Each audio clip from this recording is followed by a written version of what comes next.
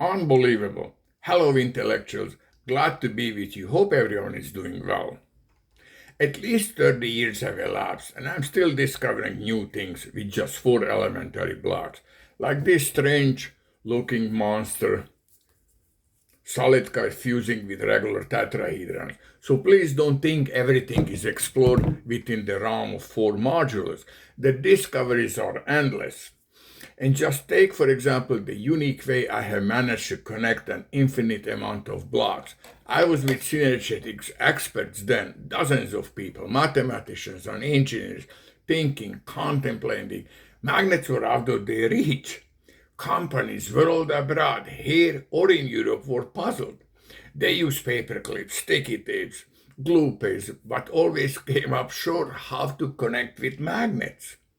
What I have done was never done before. I have done deep research but could not find anything regarding dipolar magnets.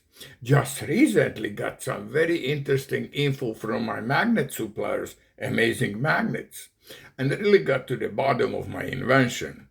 Everyone remembers my magnet some 30 years ago, but we have to go back to Anton Bryan, who have observed in 18th century that bismuth was repelled by a magnetic field. In 19th century, we can go back to Michael Faraday, observing that every material responded to either a diamagnetic or a paramagnetic way to magnetic fields. I had no way of knowing this. This is what I have done.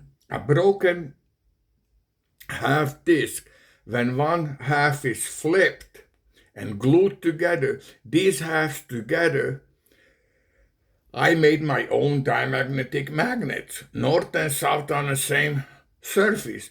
The strange thing is that no one in the field of polyhedron manufacturers have explored this. In the last 180 years, I was the first to introduce these magnets to my set, where I could connect an infinite number of blocks.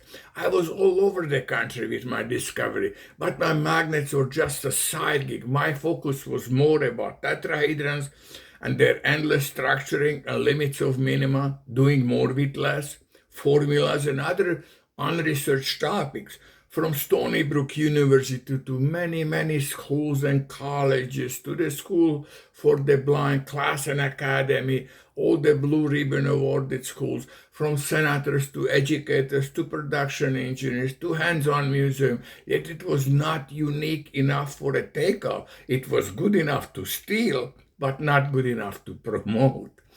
I was always on the cusp of being financed, but it just never happened.